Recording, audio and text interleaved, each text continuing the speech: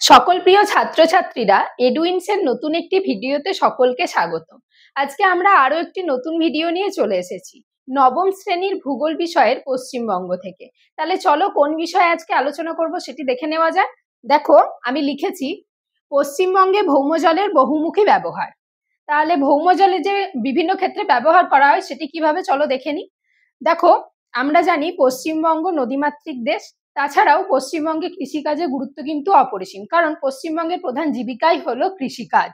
তাহলে প্রথম পয়েন্টটা আমি দেখো লিখেছি কৃষিকাজে ব্যবহার।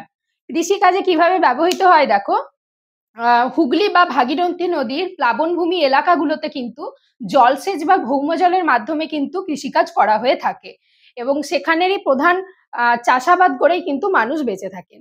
পরের পয়েন্টটা কি আছে দেখো, জলবিদ্যুৎ উৎপাদন। বিভিন্ন পার্বত্য অঞ্চলের নদ নদীগুলো কি হয়, খরস্রোতা প্রকৃতির হয়, তাতে স্রোত বেশি থাকে, তাই সেই সব অঞ্চলের নদীগুলোতে কিন্তু টারবাইন ঘুরিয়ে জলবিদ্যুৎ উৎপাদন করা হয়। যেমন একটি নদীর উদাহরণ হলো জলঢাকা। পরের পয়েন্টটা কি আছে দেখো, পানীয় ও দৈনন্দিন ব্যবহার। আমরা যে পানীয় জলটা খাই সেটা কিন্তু নলকূপ বা নলের মাধ্যমে কিন্তু ভৌমজল থেকে আমরা পেয়ে থাকি, বা পুকুর থেকে যে জলটা পাই সেটা বিশুদ্ধ করে কিন্তু পানীয় জল হিসেবে ব্যবহার করা হয়। এছাড়া দৈনন্দিন ব্যবহার যেমন রান্নার কাজ, তাছাড়া বিভিন্ন যে দৈনন্দিন কাজ, স্নান, জামা কাপড় কাচা প্রভৃতি ক্ষেত্রে কিন্তু এই ভৌমজলের গুরুত্ব অপরিসীম। পরের পয়েন্টটা কি আছে দেখো, মাছ চাষ। মাছ চাষও কিন্তু এখন প্রধান একটা জীবিকা হয়ে গেছে। কিভাবে করা হয় দেখো, খাল বা জলাশয়গুলোর চারপাশে কিন্তু ভেড়ি স্থাপন করে মাছ চাষ করা হয়ে থাকে। পরের এবং শেষ পয়েন্টটি কি আছে দেখো, শিল্পক্ষেত্রে ব্যবহার।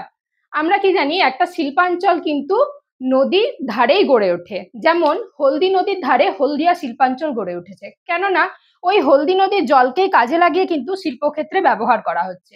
তাই এইভাবে শিল্পাঞ্চলেও কিন্তু নদীর বা ভৌমজলের গুরুত্ব অপরিসীম।